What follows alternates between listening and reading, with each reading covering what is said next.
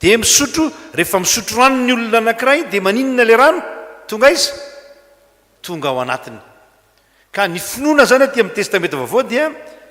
mandray an' Jesosy Kristy misotro azy dia tonga ao anatinao izy Jesosy Kristy ao anatinao saingy izao mialohan'izay dia mila fantarina moa aloha iza moa zany Jesosy Kristy zany anontany mantsy ilay lehilahy manao hoe iza moa izy tompoko mba hinoko azy fantatrao ve Jesosy Kristy dia ozytsika amin'ny teny tsotra fantatray Jesosy ka zanak'i Maria fantatrao marina ve zany Jesosy Kristy zany tsy maninona fa ataoko teny averina indray ty iny le sary mandehandeha any ran'izao tontolo izao iny aloha tsy Jesosy iny tsy izy iny sarina acteur mpilalao film iny ary ndraindray milalao film porno iny tsy Jesosy iny aza mivavabavaka amin'ny sary mandehandeha iny tsy izy iny fa iza marina moa Jesosy Kristy tsy hoe zanak'Andriamanitra izy zany efa haitsika iny zany tsy enjerin'ny sainy zany tsy enjerin'ny sainy zany fa i Jesosy Kristy iza marina moa izy tompoko mba hinoko azy dia hoy Jesosy taminy efa nahita azy ianao sady zao miresaka aminao zao no izy amin'ny alalan'inony zany no alalantsika ny Jesosy Kristy ianarantsika azy amin'ny alalan'ny fanambarany ny tenany ambarany ny tenany hoe io izy ito izy ary fanambarana ny tenany io dia ataony amin'ny alalan'ny tenin'Andriamanitra ataony amin'ny alalan'ny fanamasiny betsaka ny olona eran'izao tontolo izao amin'izao fotoana izao no ate fa misy Andriamanitra manambara ny tenany dia mandray an' Jesosy Kristy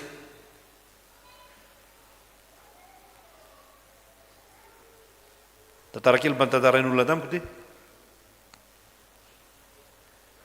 any velany eny moa tsy dia tena eto amintsika tsy dia misy loatra efa mandeha fiaramanidina ianao misy antsoina hoe trouder rehefa matsendra ny trouder io ny fiaramanidina dia milatsaka be mihitsy raha ngedangeda le trouder dia milatsaka mamy be mihitsy dia nandeha ny fiaramanidina ny olona maromaro dia nilatsaka le trouder samy niantso izay andriamaniny teo dia nisy anankiray ny antso hoe Jesus Jesus rehefa tafakatra le roplanina dia mijery ny olona izy le antso hoe Jesus havana anankiray silamo ny antso hoe Jesus iza ny mpamonjy zany mahalala daoly ihany ny olona rehetra fa i Jesosy ny mpamonjy ary Jesosy reny ihany ny mpamonjy ka mila ianarana zany mila ianarana ny mifandray amin'ny Jesosy Kristy toy ny hoe fanasany tompo raitsikitsambolany toy ny ange tsy kitoto tsy kilalao toy ny fa tena zavatra lehibe eo amin'ny finoana azahoantsika mifandray amin'ny Jesosy Kristy manana azy ao anatsika i Jesosy Kristy ambarany eo koa fa nampianariny moa zany hoe mpitsara izy mpitsara ozy izy Jesosy tsy neritreritra zany loatra fa tena mpitsara Jesosy Kristy ary horesantsika moa zany io rehefa avy eo fa zava-dehibe zay mampitsara an' Jesosy Kristy zay rehefa malala ny mianatra zany ny finoana dia zava-dehibe mandrakariva zany mahatonga atsika amin'ny herinandro ambony io zao tsika sady manentana ihany ako amin'ny herinandro ambony io tsika dia misy fampianaram-pinoana lehibe tsy misy kely akory fampianaram-pinoana fa fampianaram-pinoana lehibe zay ho tanterahana eto amin'ity fiangonana ity ary verina fa hanova zavatra eo amin'ny toe-tsaina amin'ny toe-po toe-panahiny olona ka hitondra anjara brika any amin'ny fiarahamonina ka dia hanova koa ny fiarahamonina zany zay moa le efa resako tary amin'ny voalohany hoe be dia be ny fiangonana miorina fa atao tsy manova nin'inona ina no anton'izany satria tsy mahalala marina an' Jesosy Kristy isika dia resako tamin'ny premier culte raha teo koa moa zany le hoe manina moa tsika tsy mahalala an' Jesosy Kristy tsy mahalala an' Jesosy Kristy tsika satria mila an' Jesosy Kristy fotsiny tsika fa tsy tia azy mila azy tsika fa tsy tia azy ary zany tsy afantarantsika azy mila azy tsika satria mila vola mila azy tsika satria mila zao mila azy tsika satria mila hitsy fa tsy tena tia azy tsika fa raha tena tia azytsika dia miara-miasa hasoa zay tian'Andriamanitra zavatra rehetra tsy zavatra impossible zany miaraka amin'Andriamanitra. Mety ioaka ny kopinao na ny vilianao, mety tapaka ny sotronao, fa rehefa miaraka amin'izany fitiavana an'Andriamanitra zany ao amin'i Jesosy Kristy dia azo ny avadika fahasoavana ny loza rehetra mety mitranga eo amin'ny fiainantsika. Ka mila mianatra zany an Jesosy Kristy. Dia rehetsika fanerasera amin'ny lalandava fa tsy mahalala azy tahaka ny Filipo jaona 5:20. Aseho ianay ndray dia ampy aonao zay. Zay very Filipo nefa teto aminareo ko miteny amiko ianao hoe aseho ianay ndray. Fa zay nahita dia nahita ndray ozy Jesosy. I Jesosy Kristy no endrik'Andriamanitra hita maso. Zany ny fianarana ihany koa zay ilatsika. Rehefa mivavaka amin'ny Jesosy Kristy tsika, miantso ny anarantsika dia mitovy amin'ny miantso an'Andriamanitra rainy. Zany no izy. Misy olona miolakolana eo moa zany amin'io tantara io. Dia misy koa manompo andriamanikafa. Mino an Jesosy Kristy any saingy manompo andriamanikafa. Manompo andriamanikafa. Dia zany no isin'ilay fampianarana ho iady eo.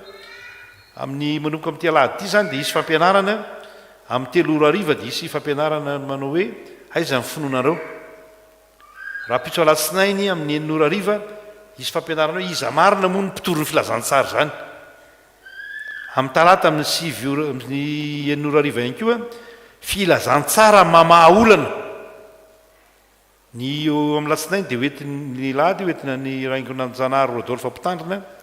Ny latsinainy dia hoentina Andriamatora Andremisaina Triomphe mpitandrina filohan'ny AFF Fobe. Ny filazantsara mamahaolana ny larobia talata alarobia filazantsara manova lasaina hoentin'ny professeur Ramambason Laurent mpitandrina doyen faculté tsika teo aloha ary mbola mpampianatra ao amin'ny Ravelijaona sy mampianatra ny ivelany ihany koa. Dia ny alakamisy dia filazantsara fahatafitoinana ho an'ny kristianina fa herin'Andriamanitra eo famonjena ny jentilisa zay hoentin'ny président synodaly eto Antananarivo andrefana. Ary ny zoma tsika dia manao hoe ny filazantsara manova ny tantaran'ny firenena. Ny mpitandrina eto toerana nanao an'izay ary tena iresaka tantara tokoa isika. Zay zany natao hoe mianatra ny finoana, mila ianarana io finoana io. Satria tsy afaka miteny tsika manao hoe fantatro izay noko raha tsy mianatra zany finoana zany tsika. Ny faharoa dia fantaro izay nona. Ho Jesosy taminy efa nahita azy ianao sady efa ndresaka aminao zao no izy. Ary izy tompoko mino fantaro izay nona. Fantaro iza marina ny nona. Io mantsy ataoko pratika kely izy. Be dehibe tsika, be dehibe ny olona sady mivavaka amin'ny Jesosy no miakohaka ihany koa amin'ny zavatra hafa. Ny devoly moa nakafanan'i Jesosy manao hoe miakofa eto anatrehako ianao dia omeko anao zao rehetra zao. Dia Jesosy namaly nanao hoe Jehovah'Andriamanitra ihany no iakofanao, izy rery ihany mivavahanao. Dia zany tokoa ve tsika? Tena mahafantatra ve tsika fa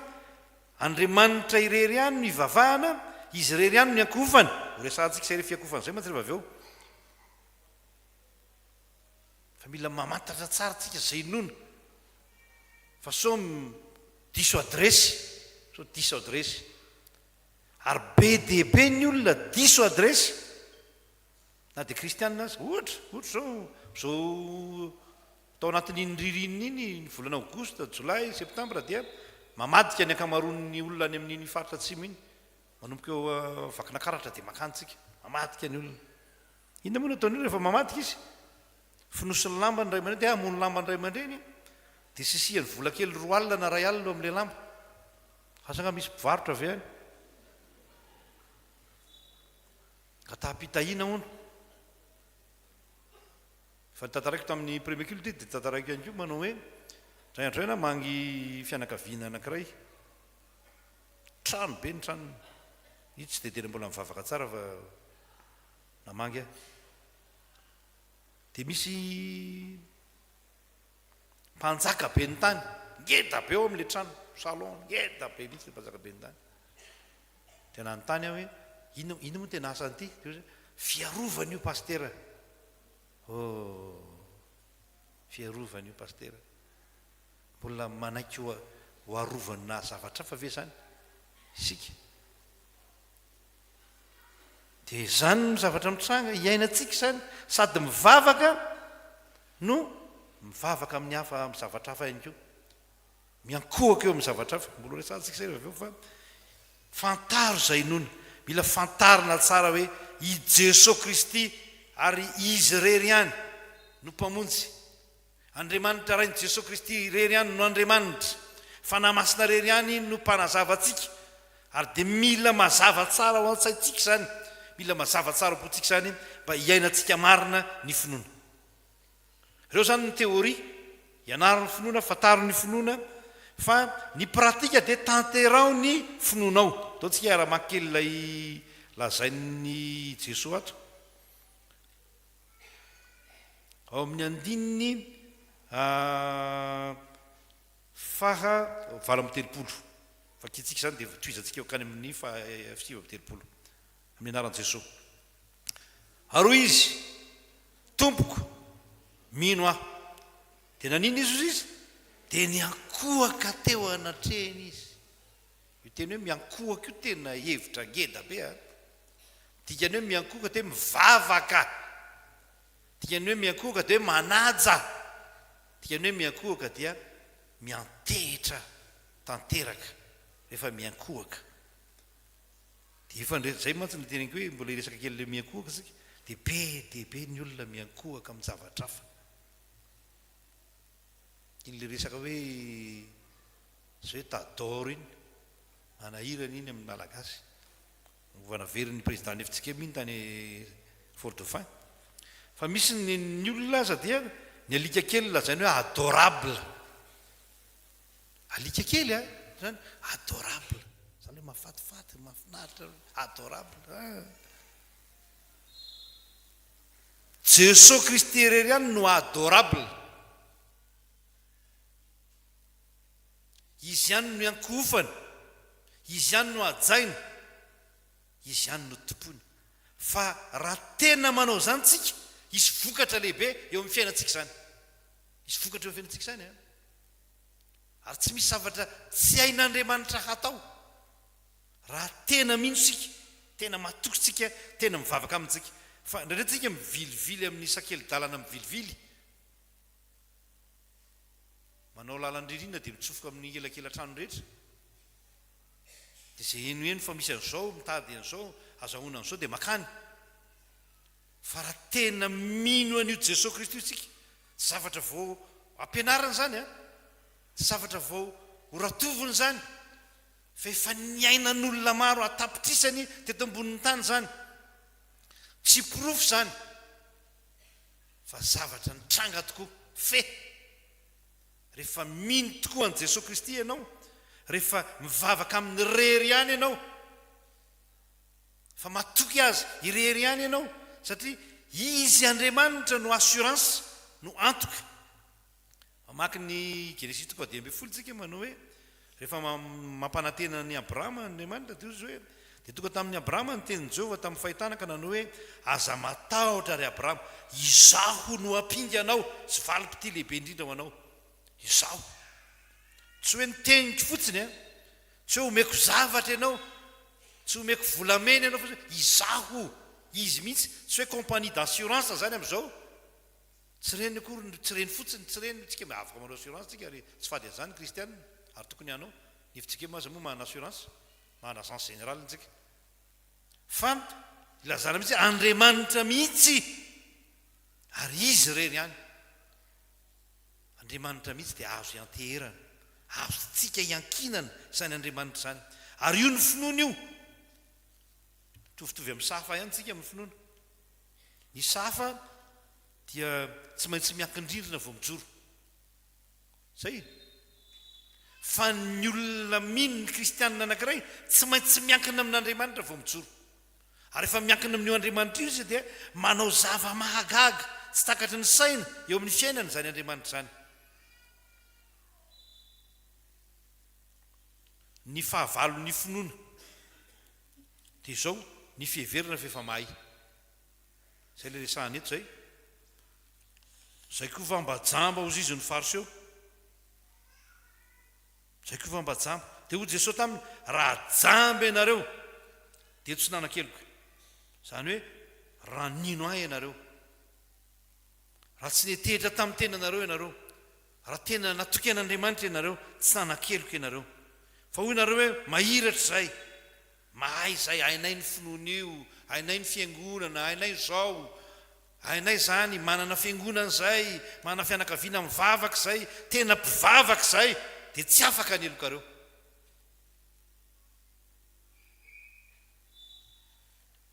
misy amin'ny tenyny vazaha moa misy hoe naivete ao amin'ny finoana hoe misy naivete any misy naivete misy fahatsorana ka man'izany lazana azy amin'ny teny malagasy tsy tsotra misy fahatsorana ary zay fahatsorantsika zay zava-dehibe amin'Andriamanitra zay no mahatonga an'ilay teny anankiroa ny anankiray dia hoe manaova toy ny zaza satria ny zaza dia tena mandeha pahatsorana fa ny teny faharoa teny malaza dia manao hoe sambatra ny madio am-po fa izy no ahitan'Andriamanitra da to hoe madio am-po zany ke tsy hoe nasiana zavatra ao am-ponao mba adio ny fonao diovina manao dializy ianao sy ny rehetra fa tena manana fahadio tsy misy zavatra miefitrefitra ao am-ponao tsy misy fankahalana tsy misy tsy fitiavana tsy misy zaozao zay manohitra ny sitrapon'Andriamanitra fa miaina pahatsorana ny mino ary fiainana pahatsorana io dia tian'Andriamanitra io ary dia tahintsika zay kely hoe mitombo finoana ny atao hoe mitombo finoana tsy hoe miavovona ny finoana resy lahatra be manao mahazia tsy mahazia ny finoana fa ny atao hoe mitombo finoana dia hoe mitombo ny fahatokinana an'Andriamanitra mitombo ny fiankinana amin'Andriamanitra ary dia mitombo koa ny fahasoavana ary zany io finoana io iainana io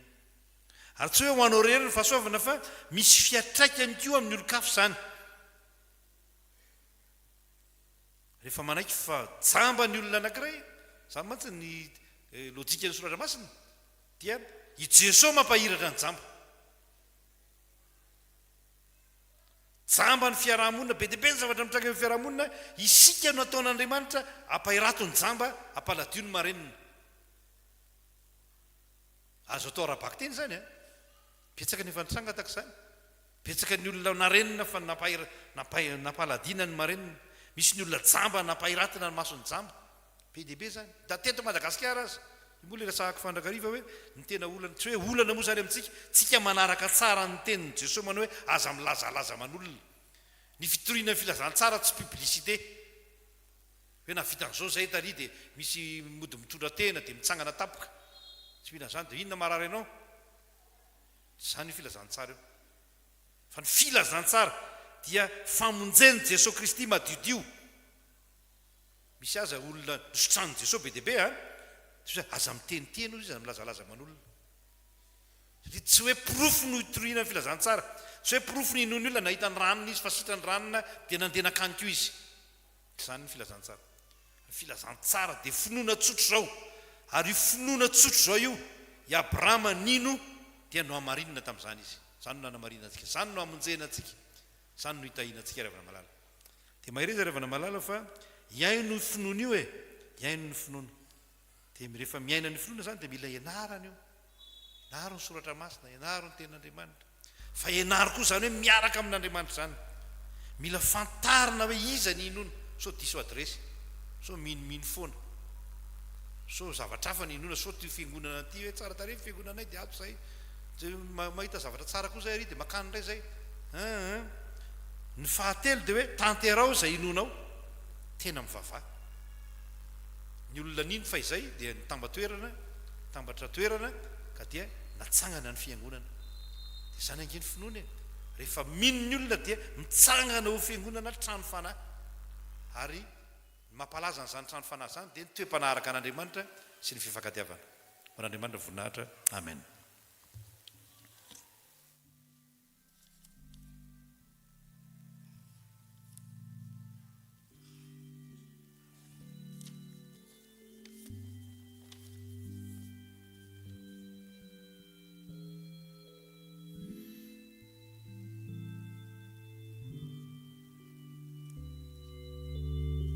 Favaksika tompoko.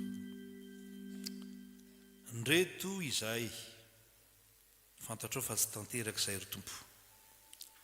Be fahadisoana ny olonao fa miandrandra ny famelan-keloka, miandrandra ny indrafonao tsy hitalany ao amin'ny Jesosy Kristy mpanamarina ny meloka amin'ny alalan'ny rasony, saingy tsy mankasitraka sy mankatoa ny heloka izay ataonay. Tompo mamelany fahadisoana izay natao rehetra, nataiza na oviana na oviana, ary iray amin'iny fahadisoana lehibe ataonay ireny ny tsy finoanay. Indraindray efa mafy ny fo ka tsy mety mino, tsy matoky hoe mahay izany Jesosy tomponay.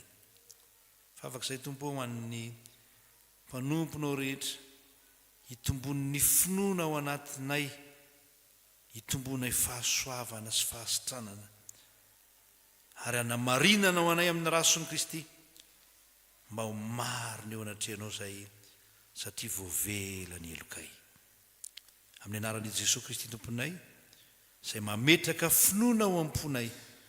no hanaovanay izany favak'izany. Amen.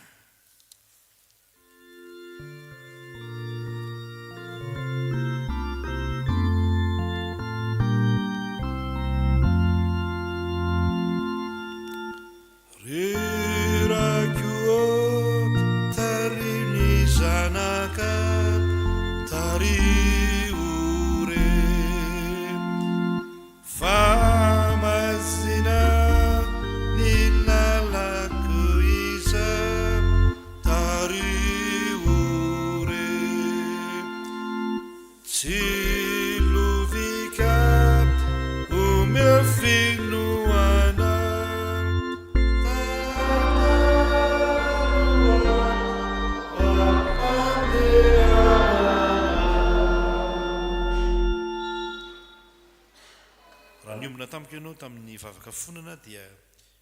mitsangana handray famelan-keloka izay omen'Andriamanitra maimaim-poana amin'ny alalan'i Jesosy Kristy zanany rehefa nibebaka marina isika. Hoy ny Tompo, satria ninoanatra ianao ka nanitry tena teo anatrehako, izaho efa niaino. Aza matahotra ianao fa efa nanavotra anao aho, efa niantso ny anaranao aho, ianao, izaho dia izao no mamono fahadisoanao ary tsy ho tsarovako ny fahotanao. Mety aho mahadiovy ianao, voavela ny elokareo no ny anaran'i Jesosy Kristy mpamonjy antsika. Midy arano Tompo. Amen. Sambatra ny olona izay voavela ny eloka sy voasarana sambatra ny olona izay tsy saina tsy hovahiloka ary tsy misy fitaka ny fanahany. Amen. Amen.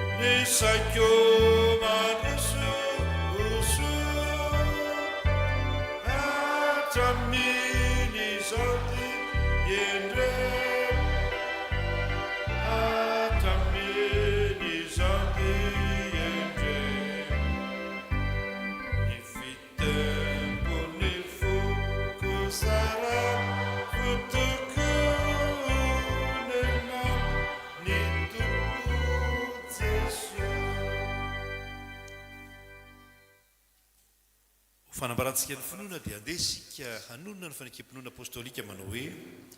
mino an'andriamanitra raitsy tompo anao lanitra sy ny tany aza ary mino an jesosy kristy zanany lanitra tontolona tamin'ny fanahy masina teraka rehetsy nitsara irana lapaka matombata ohana tamin'ny fitanina matika nanivo lidantany fiainatsita tsara tamaty tamin'ny any fahatelo miakatra ho any an-danitra mipetraka eo akavanan'andriamanitra raitsy tompo avy tsara velazana ny fanamasina fianonana masina manerana zao tontolo zao ny fiononan'ny olona masina ny famelan-kely fitsanganany tena maty ary ny fiainana marak'izay amen mazotoky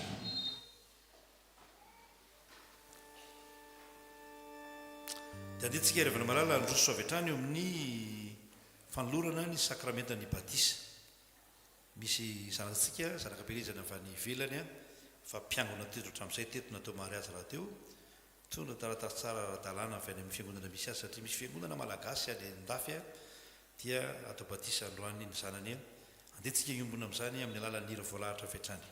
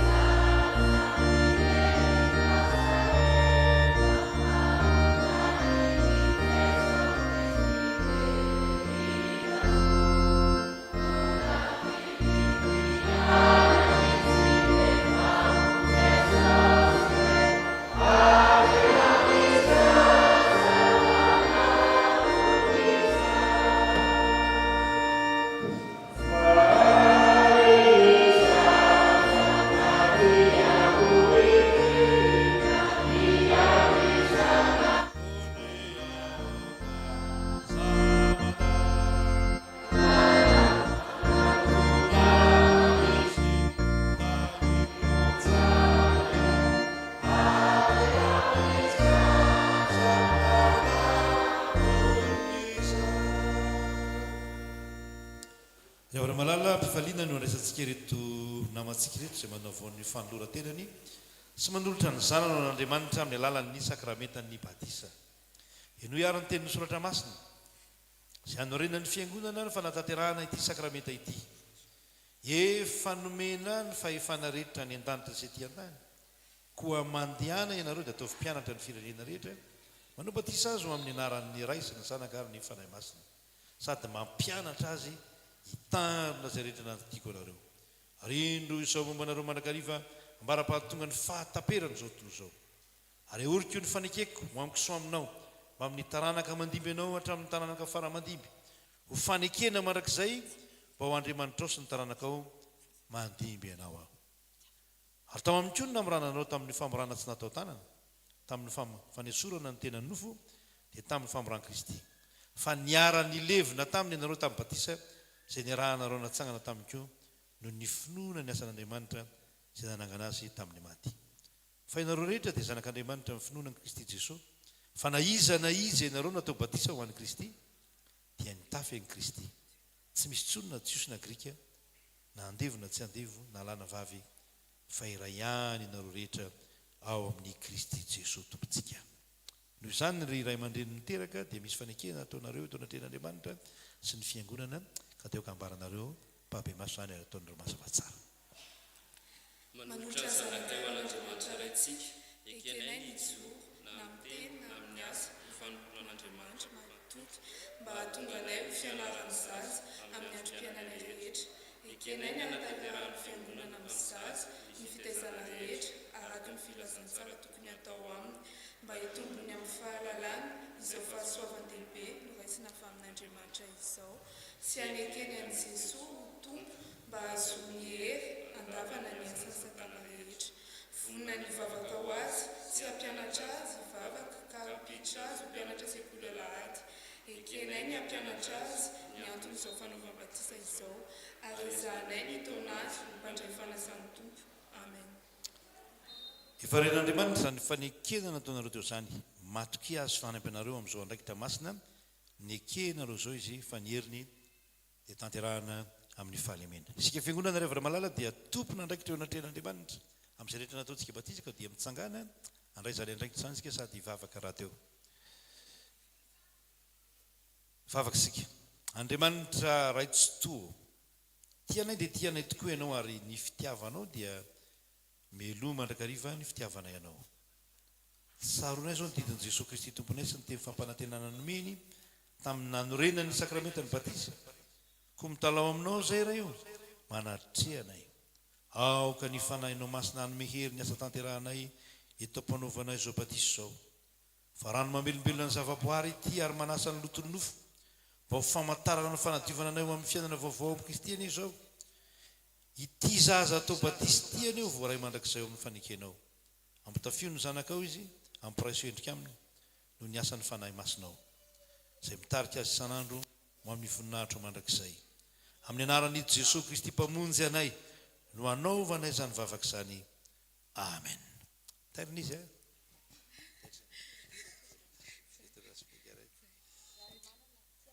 ary manana tiavina aintsoa. Ary manana tiavina aintsoa. Manao batisanao aho ho amin'ny anaran'ny Ray sy ny Sanaka ary ny fanahy masina ho aminao ny Tompo. Amen. Taitra ihany.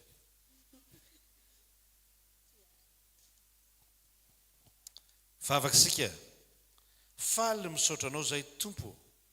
fa tanteraka ny fanindrin'ny Ray aman-dreny. Mimbonainao amin'i Jesosy Kristy zao ny zanak'izy ireo ary isan'ny vahoakan'ny fanjakan'Andriamanitra. Angatanay fiangonana dia nitehirizanao an'ity zaza teo ambany fahasoavanao ka mba ampaharitra azy hatramin'ny farany amin'ny hivavahana aminao. Ampio ny Ray aman-dreny sy ny fianakaviana. Azahoany manatanteraka ny fanekeny efa nataony teo anatrehanao homban'ny fahasoavanao mandrakarivany ny ezaka ataon'ny fianakaviana sy ny Ray aman-dreny ary ny fiangonanao amin'ny fitezahana ity zaza ity. Ngatahana amin'ny anaran'i Jesosy Kristy tomponay zany. Misaotra Tompo. Amen. Sao no teny famezatoka avy amin'Andriamanitra ho an'ny zaza vita batisa. Aza matahotra hoy ny Tompo fa efa nanavitra anao aho, efa niantso ny anaranao aho ianao. Ary hoy izay fiangonana aminareo Ray aman-dreny hoe ento ity zaza ity ka tezao amin'ny fifaliana ho an'ny tompontsika. Amen. Mahazoto toerana Tompo fianjava-maneno no anaovantsika ny rakom-pahasoavana.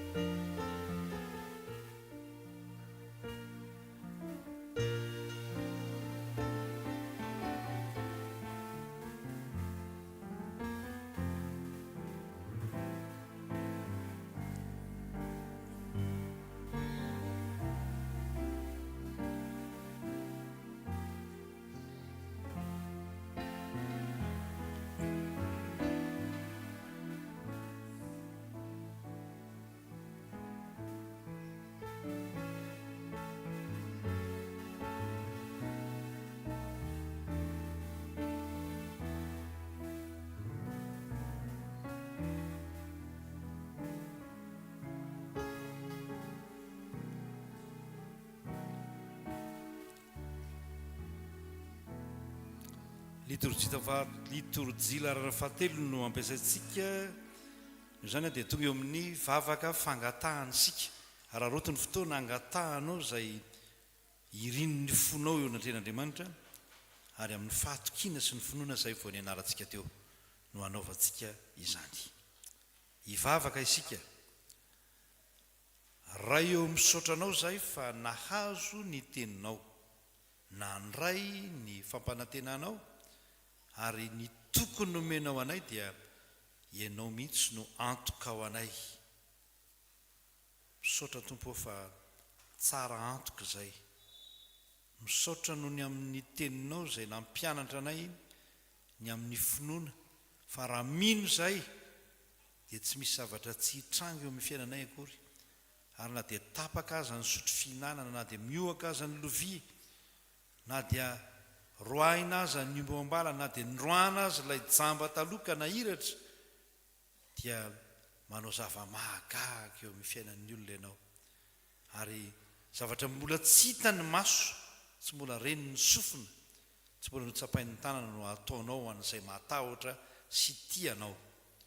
Dia indreto ny vahoakanao, tsy tonga fotsiny eto akory handany fotoana na handany andro, fa tena tonga eona aminao Andriamanitra. Andro izay hatoky anao irery ihany, hatoky anao tanteraka, ka na inona ataonay dia ataonay amin'ny anaran'i Jesosy Kristy izany. Dia indreto izay Tompo mangataka izay rinin'ny fonay avy eo anatrehanao, be dehibe ny zavatra nangatahanay tany aloha, mety mbola tsy tanteraka noho ny tsy finoanay, fa ankehitriny kosa raha mino izay hoy ny teninao dia hitanay ny voninahitr'Andriamanitra. Koa dia manonona toy ny mavaka amin'ny finoana eto anatrehanao izay, amin'ny alalan'ny vavaka mangina Tompo, dia mino izay fa efa nandray, mino izay fa efa nahazo, ary ho tanteraka aminay izany.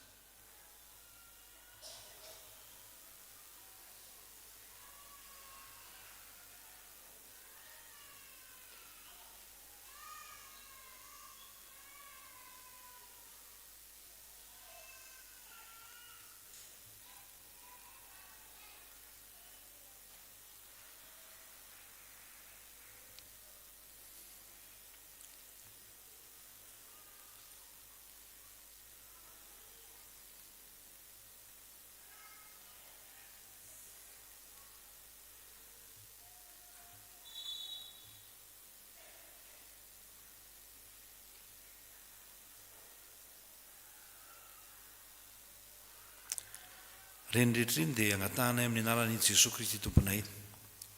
Ianao efa niteny fa raha tsy mihanany izay dia hisy zavatra hitranga tokoa eo amin'ny fiainanay. Tompo ampianaritra izay mba tsy hahanana, fa toy ny efa nahazo, toy ny efa nandray, dia misaotra anao amin'ny zavatra rehetra, dia matoky tanteraka fa eo am-pelantananao reny. Ary izay tianao ho tanteraka dia tsy maintsy ho tanteraka eo amin'ny fiainanay. Mino an'izany izay, matoky izany izay. Matoky anao izay satria matoky anao izay. Dia vavaka izay ho an'ny isam-pianakaviana, samy nanana ny zavatra nangatahany teo ny olona rehetra, fa irinin'ny fonay mba ho tanteraka izay ny irinin'ny fianakaviana. Ao ny mangataka ho an'ny zanaka, mangataka ho an'ny vady, mangataka ho an'ny fianakaviana, mangataka ho an'ny ankonana. Ny fianakaviana manana olana manokana dia hoentiny eo anatrehanao raha teo. Tompo malalanay eo fa mpamahaolana ianao. Fianakaviana samy hafa izay mety manana olana ara-bola, manana olana ara-pitaovana, manana olana ara-panahy, dia didina amin'ny anaranao reny olana reny, mba tsy hanan-kery sy fahefana hisakana ny mpanompon'Andriamanitra, tsy hanompo anao. Dia mangataka izay ho an'ilay fianakaviana anankiray izay nangataka ho an'ny zanany fa hanohy fianarana ny ampitany ranomasina ny zaza. Jesosy matoky anao izay fa ianao ny tantana azy ihany, ianao no ampaharitra azy ihany, ianao no hanome saina azy ka havita soamatsara ny fianarana, dia ianao no ampody azy indray eto amin'ity taniny ity. Matoky izay Tompo fa eo am-pelantananao ny zavatra rehetra, tena eo am-pelantananao izany, ary ahita fiteo masonao izany tanoro izany ka hita tokoa fa ao amin'ny Andriamanitra. Dia nahazo valim-bavaka sy hahazo valim-bavaka izy. Misaotra anao sahady izay. Vavaka izay ho an'ity fiangonana misy anay ity izay fantatra loatra Tompo, izay mety ho asan'ny maizina samihafa, izay mety hevitra tsy avy aminao Andriamanitra, aoka tsy ho tanteraka eto amin'ity fiangonana ity velively. Ary aoka izay rehetra sitraka ao ho tanteraka. Io ny fotodrafitrasa lehibe izay efa mandroso ny asa, saoranay ianao izany, ka tahanay ny fanambinanao, mba ho ambininao izany asanao izany, ka ho hita eto amin'ity tanàna ny 67 hektara ity fa velon'Andriamanitra, velon' Jesosy Kristy ary miasa eo amin'ny fiangonanao. Mahery ny Andriamanitray, matoko izany izay. Dia vavaka izay ho an'ireo tetikasa samihafa izay ataon'ny fiangonana, mba ho tahinao zany, indrindra fa ny asa fitoriana ny filazantsara isam-paritra izay efa hanomboka, hoentinay ambavaka ireny mba ho tanteraka soamantsara.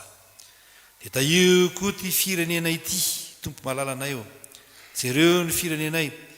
tahio amin'ny fahamarinana ny firenenay, fa aso eo kosa fa mpitsara marina ianao amin'ny tsy endry tsy pahamarinana rehetra.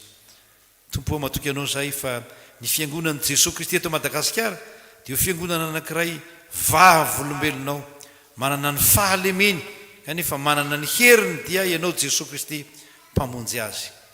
Dia mametraka fenam-pelantananao ny fiainan'ny fiangonana manontolo izay sy ny fianakaviana kristianina rehetra, indrindra fa izay nanatrika teto. Ny fitabatisa dia ahita fity ao masonao ka hitombo fity amin'Andriamanitra sy ny olona. Dia tononay mivavaka nampianarinao anay ho famarana an'izao vavaka izao, manao hoe rainay o izay ny an-danitra, ho masina anie ny anaranao, tonga anie ny fanjakanao, tao anie sitraponao, tian-tany io takany any an-danitra. Eo anan'io izay anina sahaza ao anay, ary melany elokay takany namelanay izay neloka taminay. Aza mitondra anay amin'ny fakapana, manafana amin'ny ratsy, anao ny fanjakana sy ny hery, ary ny voninahitra manakizay. Amen. Dia misaotra an'Andriamanitra tsika rehefa malala, tsy hoe adidy zany akory, tsy hoe zavatra tsy maintsy atao fotsiny, fa tena fiainan'ny fiangonana zany, ary fiainantsika amin'ny maha-kristianantsika, ka dia ho ambinimbavaka anenao ho tahin'Andriamanitra, ka dia azo valim-bavaka tokoa, dia ho gaga ianao amin'izao zato fitiavan'Andriamanitra ny fianakavianao. So tsika dia ifampiaraba rehefa malala, fampiaraba tsika satria zany no maha-kristiana, zany no mampino, rehefa mino dia miray toerana, dia tonga fiangonana, dia mifankaty, dia ara-pony eo akaikinao manao hoe mitombo finoana, mitombo fahasoavana, mitombo finoana, mitombo fahasoavana, izay ihany koa naverinao any amin'ilay ilany, mitombo finoana, mitombo fahasoavana.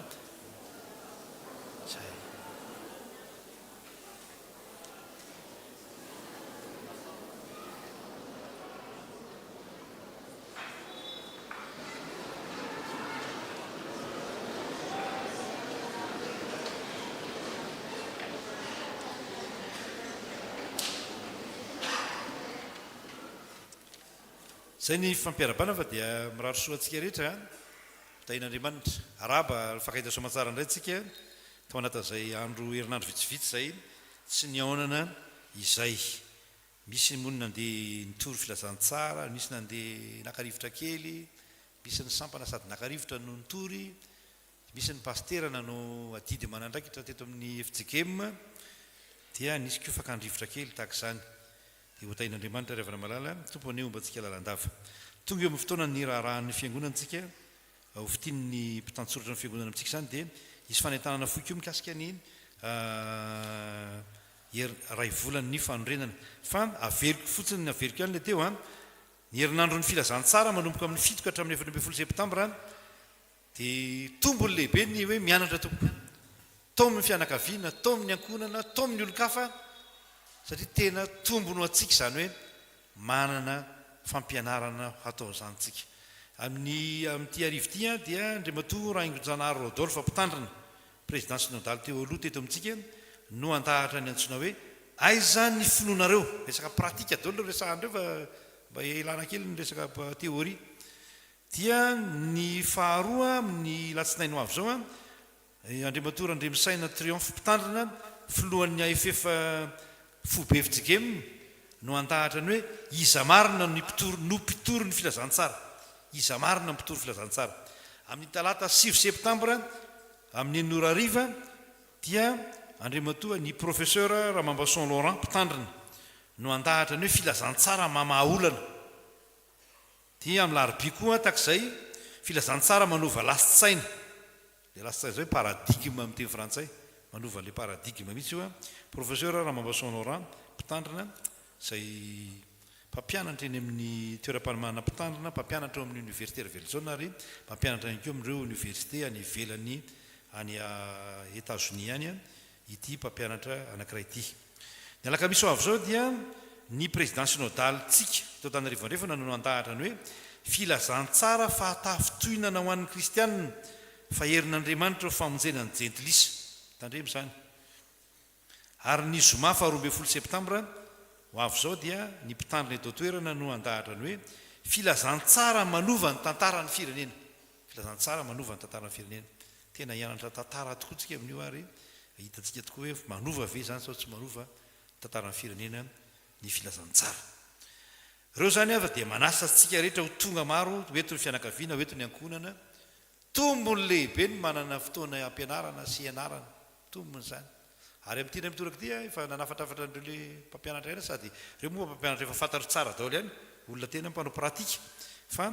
amin'ity indray mitoraka ity fampianarana dia tena fampianarana pratika fampianarana pratika andrenesantsika hoe takinininy zany hoe filazantsara manova ny tantara zany filazantsara manova fiainana filazantsara mamahaolana fa tsy mampitombo ny olana akory tain'Andriamanitra ry avana malala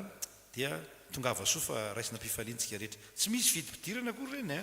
fa tena fifaliana ny mandray antsika na tsy mpiangona ato azy ianao dia afaka makato tain'Andriamanitra dawary fitandrarany fiangonana dia fanentanana foy dawary.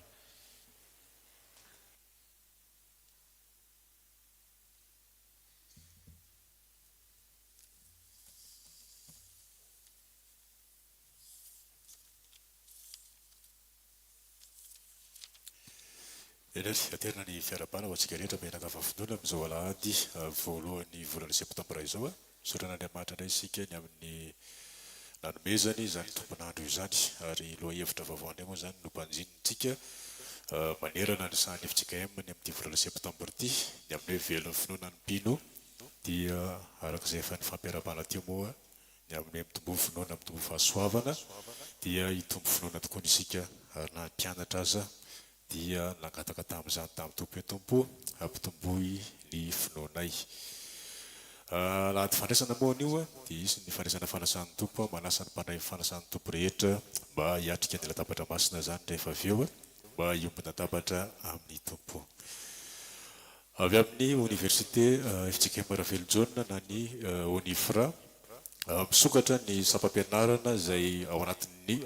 sampam-pianarana momba fahasalamana zany dia misy an'ireto sampam-pianarana ireto zany misokatra amin'ity taom-pianarana vaovao ity dia tany saina eto moa zany ny infirmier anesthésiste, ny infirmier généraliste, ny technicien de radiologie, ny sage-femme, ny technicien de laboratoire, ny infirmier urgentiste dia ireo zany misokatra indray zany izy ireo ka dia ho an'izay te afantatra na aka ny andendininy sy fanazavana bebe kokoa momba izany fisokafan'ireo sampam-pianarana ireo dia manantony eny an-toerana raha te andalina sy hianatra momba an'ireo fianarana ireo. Avy amin'ny sampana sekolelady, ny sampana sekolelady dia anao ny fanokafana amin'ny fomba ofisialy indray zany amin'izao taom-pianarana vaovao izao amin'ny alahady heriny anio aorianan'ny fanompoam-pivavahana voalohany miantso ny ray aman-dreny rehetra indray zany mba hitondra ny zanatsika hianatra hiverina hianatra sekolelady indray amin'ny alahady ho avy izao. Avy amin'ny fikambanana diakonina sy ny olona tanterahana amin'ny sabotsy ho avy izao ny famarana ny jobily fa 520 taona ny fikambanana diakonina sy ny olona sy nodaparitany Antananarivo andrefana eny amin'ny sekoly FJKM Mahitsy no anatanterahana izany manomboka amin'ny 9 ora maraina moa. Amin'ny fotoana ihany koa zany no hitokanana ny Tsangambato izay trano fianarana moa zany no natao Tsangambato amin'izany fa 520 taona ny fikambanan'ny diakonina sy ny olona eto amin'ny synodaparitany Antananarivo andrefana izay. Isika diakonina sy ny olona eto Salema moa zany dia izay anotrina andeha eny moa zany manentana antsika moa zany mba ho avy maro eny afaka misoratra anarana ao amin'ny concierge zao zany satria izy fiarahabonana zany zay ho karakaraina ao anatin'izay mba iarahana mandeha mamonjy an'io fotoan'io amin'ny sabotsy ho avy izao arak'izay anambara teo. Alahadin'ny sampanasa fitoriana filazantsara na ny AFF amin'ny heriny anio arak'izay efa nambara teo moa zany nazavaindray aman'ireo mpitandrina teo dia isy ny herinandro ny filazantsara mialohan'ny alahady nio alahadin'ny AFF izay. Ny firafitry ny fandaram-potoana moa zany sy ny fampianarana dia efa nambara teo isaky ny amin'ny 9 ora hariva zany eto amin'ny fiangonana dia misan'izay fampianarana izay ny raha riva manomboka amin'ny 3 ora tolakandro iarahana amin'ny tokopira 4 moa zany eto toerana ary ny fampianarana moa zany dia efa nambara teo ny amin'ny hoe aiza ny finoanareo dia manasantsika rehetra moa zany mba ho tonga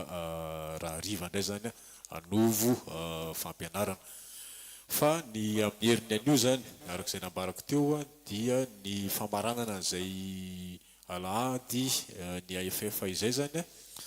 ny ariva koa zany hoe amin'ny herin'ny anio ariva zany dia isy concert lehibe zany izay ho tanterahana eto amin'ny fiangonantsika iarahana amin'ny Kérobima Ankatso ho antsika izay mahalala moa zany mahafantatra ny Kérobima Ankatso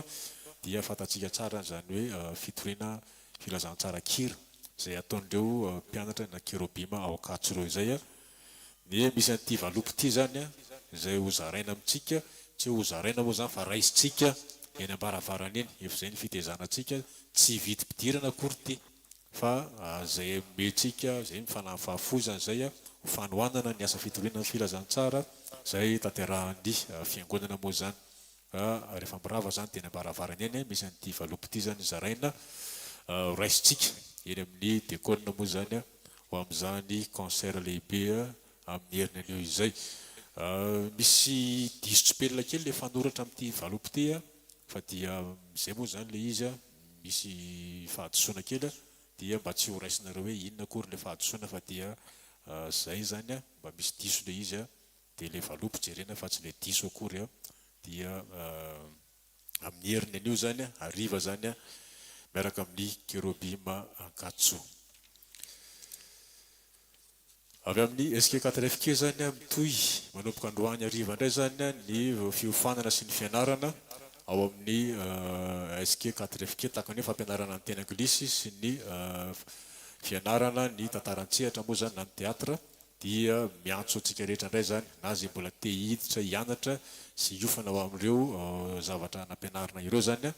na isika efa nianatra moa zany dia manohy zany ao anatin'izay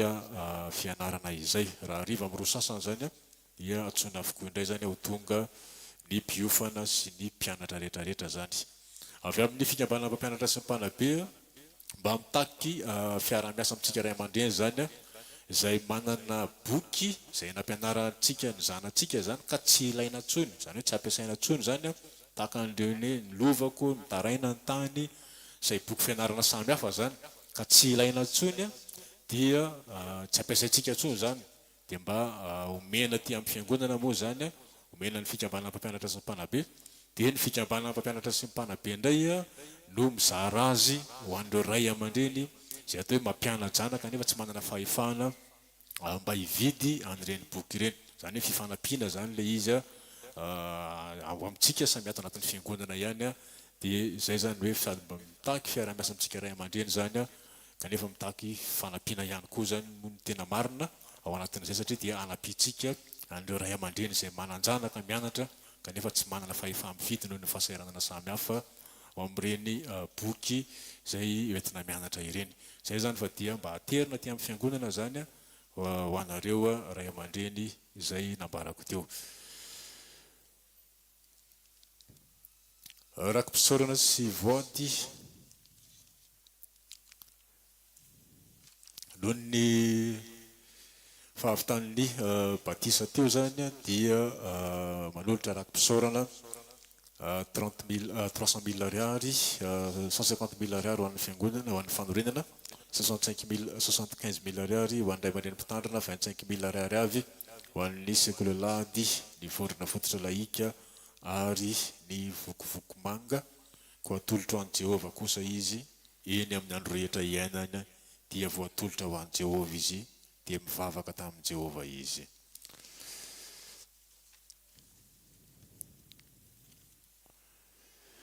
misaotra ny tompo noho ny fahafahana fanadina bakalorea ary mametraka ny hoavy eo ampelantanany ary dia manolotra vola 50 000 ariary ho amin'ny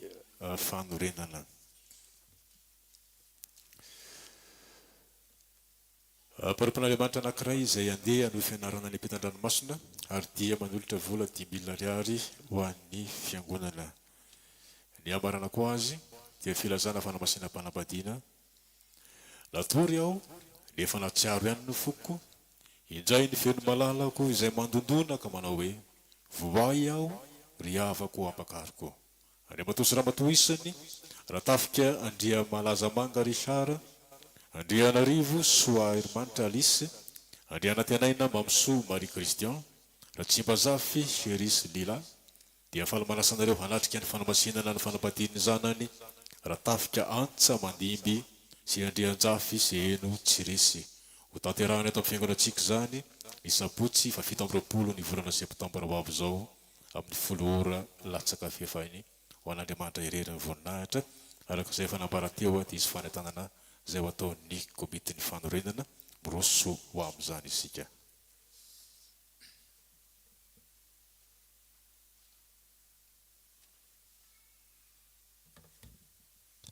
Vavaka sika riavana Jesosy zokonay eo isorana anao Andriamanitra ny amin'ity an'io indray azahoana ny mifanentana mifampizara ny amin'ny asanao Andriamanitra marina ny teninao Jesosy fa isika tsy maintsy miasa raha mbola toandro ny andro mandraha koa nefa fo aminay mamelany eloko ay amin'ny anaranao Jesosy amen. Amin'ny anaran'ny komity ny fanorenana riavana no andraisana fitenenana efa ka tapaka teto amin'ny fiangonana fa misy ny atao hoe ray volany fanorenana ao anatiny ity ray volana fanorenana ity volana septambra ity zany dia misy daty anankitelo izay ho ambara amintsika sy olazaina amintsika anaovana hetsika tahaka an'izao ny asabotsy fa 13 ny volana jona amin'ny sabotsy ho avy io zany dia misy ny antsoina hoe tontolo andro ny fialamboly sy ny fanorenana ny alahady ny sabotsy fa 20 jona dia io le septambra dia misy ny randonnée riavana misoratra eny amin'ny fafana eny ihany ny fanentanana mahakasika an'izay toerana dia ny Ambohimanga io randonnée ataontsika io indray ny mpandray anjara ny rehetra ny fandraisany anjara dia efa tralina riary mihoatra tsy ferana io le efa fanaontsika eo ty hany io no atao fa afaka manao mihoatra ianao fa zay misy any aminao koa dia azonao atolotra satria ny fiombonana no tena zava-dehibe ny sabotsy farany dia le fa 17 septambra zany dia io ny famaranana lay hetsika atao amin'ny asabotsy fa 13 ny volana septambra izao inona le hetsika amin'ny fa 13 ny volana io misy zany eto jeu d'échec zany ho an'ny tanora io nandray aman-dreny be tsika mety manana an'izany mahay an'izany dia misy koa le jeu PlayStation ka tournoi foot sy basket zany no hitantsika ao misy ny kilalao ho any ankizy misy ny karaoke hirahira fideranan'Andriamanitra misy ny domy ao dia misy koa zany ny beloto ny sakafo sy ny tsakitsaky isan-karazany ka izao ny fandaminana riavana isy diakona zany hitsangana misy hira ataontsika rehefa aveo dia ireo diakona hitsangana reo zany amin'io sabotsy amin'ny 17 ny volana io dia le sakafo le ataontsika ao zany dia maiombonana dia misy tonona ho atao zany misy tonona ho atao dia zay afaka manomentsika manolotra fa ny vola azo ao zany dia ho an'ny fanorenana mba zero budgetina zany no ataontsika tena hoe mba isika fiangonana mihitsy zany no mba manao hetsika satria hitantsika io asa espace salem io atsika io dia mba miasa zany itsika fiangonana araka ny teniko teo tanaty vavaka hoe isika tsy maintsy miasa hoy Jesosy raha mbola toandro ny andro dia zay zany le hetsika atao zay amin'ny 10 ka hatramin'ny 4 ariva ihany tsy hoe maty masoandro na mivalo alina fa amin'ny 10 atoandro ka hatramin'ny 4 zay ihany io hetsika tontolo andro ny fialamboly sy ny fanorenana amin'ny asabotsy zao io zany dia misorata anarany ianao dia mbala zao le sampana misy ianao anatin'le ianao manoratra zany na tanora hoe za anao le jeu zao ty numéro téléphone efa indekona eo dia sorata eo zany le anaranao dia ho atsika zany zay mba misoratra anarana afaka mba mijanona kely tsika rehefa ohatra zany mba misoratra anarana rava le fotoana dia mba mijanona ianao azahoantsika mifampizara sy mandrindra le hoe zao no tena fandaminana farany ho atao amin'io le jeu sy le karaoke sy ny sakafo isan-karazany io riavana fa dia ny tany ety sady ny fisaorana antsika rehetra tena misaotra fa fantatray fanaonareo manan'olon'andriamanitra mbola tsy foany zany tena manan'olona ny tompo ka dia mino zahay fa tena mivavaka ho an'io asa io nareo fa toananareo amin'ny asa koa izany vavaka izany dia samy mahery amin'ny azakazaka rehetra efa hitanareo fa mandeha izy io efa mitsangana ny vy efa mandeha ny brika miandry le taratasy any amin'ny kominitsika manao zavatra tsy mora fa dia vavaka natao fa mila faharetana koa ny zavatra rehetra fa tsy hoe mivavaka tsika dia tsy mamaly vavaka tena fa valim-bavaka io fa tezainy Jesosy tsika mba hanana faharetana amin'ny asa rehetra zay atao riavana dia mijanona daholo ny filohan'ny sampana zay filohan'ny sampana zay mbola tsy nijanona tao amin'ny kilotao voalohany zany na solotena dia mijanona fa misy fanentanana koa ifampizara antsika riavana ny amin'izany asa zany ny epistily ho an'ny Jakoba riavana toko faharoa ny amaranako azy dia nao an'le hira atsika epistily soratan'i Jakoba toko faharoa zao ny 412 tapany sy ny 420 amin'ny anaran'i Jesosy inona moa ny soa azo rahalahako raha misy milaza fa manam-pinoana izy nefa tsy manana asa fa maty ny tena raha tsy misy fanahy ary maty toy izany koa ny finoana raha tsy misy asa amen 5:3 amin'ny firany FPPM fa 5:3 miasasakaiza ataotsika izany dia hitsangany eny diakonina dia mba miazakazaka kely tsika manoratra sy manday zay tokony ho ataonao ampitiavana riavana da ho arytsika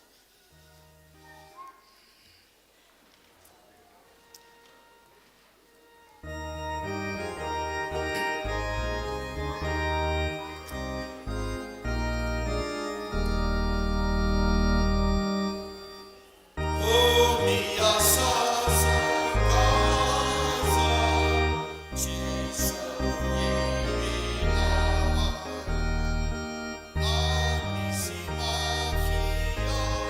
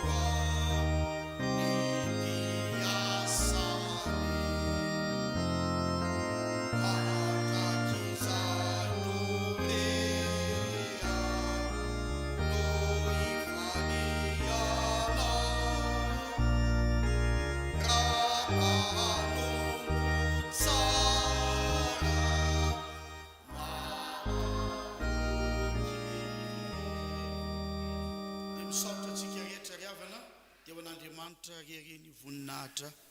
amen. Fanamariana kely fotsiny dravana amin'ny ty herinandro ty zany ny ray aman-dreny mpitandrina mbola tsy mandray olona akory.